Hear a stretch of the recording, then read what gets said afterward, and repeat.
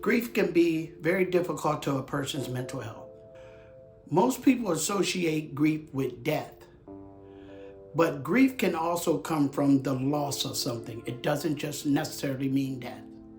Today we will discuss the 5 stages of grief to get a better understanding of what they do and how they can affect us. Hi, I'm the Libra Man. Welcome to my channel. It's good to be back. I've been gone for about a month. I'm back now. Let's get started. The 5 stages of grief model was developed by Elizabeth Kubler-Ross in 1969. The process became even more famous when she published a book entitled On Death and Dying. In the book, she described how people with terminal illnesses face their own imminent death. But later on, the topic of grief was looked at more as grief in general and not just grief from dying. The 5 stages of grief are denial, anger, bargaining, depression, and acceptance. They're not always in a sequence of how they happen. Although many people say, I'm moving from one stage of grief to the other, these stages actually can happen at the same time. Clear in her book that these stages are not linear, that people can experience these stages with no particular order in mind. Also, most people won't experience all 5 stages of grief during their grief process. It all depends on the person.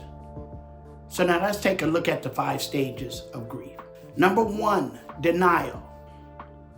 Feeling numb is common in the early stages of a bereavement or a loss. But some of us may carry the early stages like nothing has ever happened. Even though we know that someone has died or that we have lost someone in our lives close to us, it can be hard to accept the fact that that person is not coming back. Number 2, anger.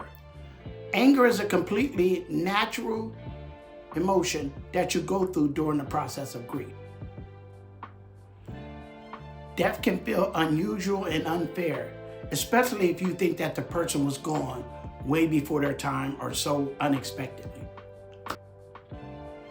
It's also common to feel anger toward the person that actually died.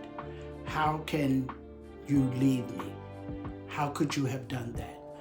That's the same emotion I felt when I found out that my real mother died at 19 when I was 2 years old. When we are in pain, it is hard to accept the fact that we can do nothing about whatever the situation is that caused the pain. Over things in the past that we share with this person, and in our minds be like, if only I had done this, or maybe I shouldn't have said that, or shouldn't have said this during the time that we spent with that person that we've lost. We just have this overwhelming feeling of, if we could just go back in time, we could have changed things and this situation wouldn't be happening. But all things happen for a reason. Even when we feel pain, we feel hurt and sorrow, everybody has their own destiny and their own plan. Number 4, depression.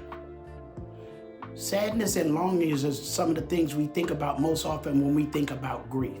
This pain can be very intense and even go on for years.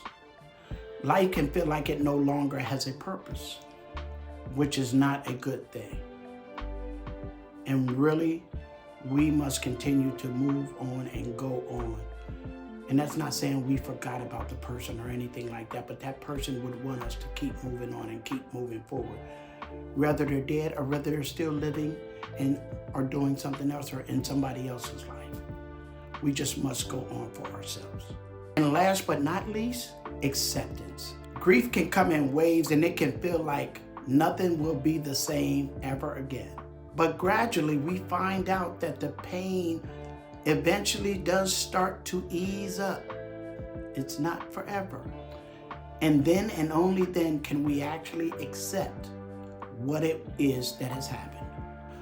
Although we may never get over the death of someone that was precious to us or the loss of them in our lives, we can learn to live again while still keeping the memories of them close to us.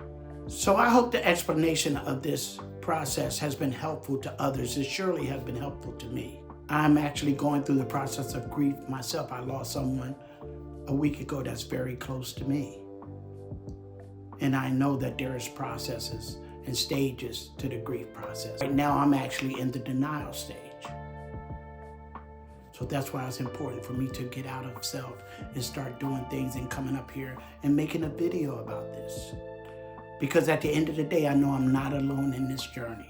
I know I'm not the only one that's lost someone, even recently or before.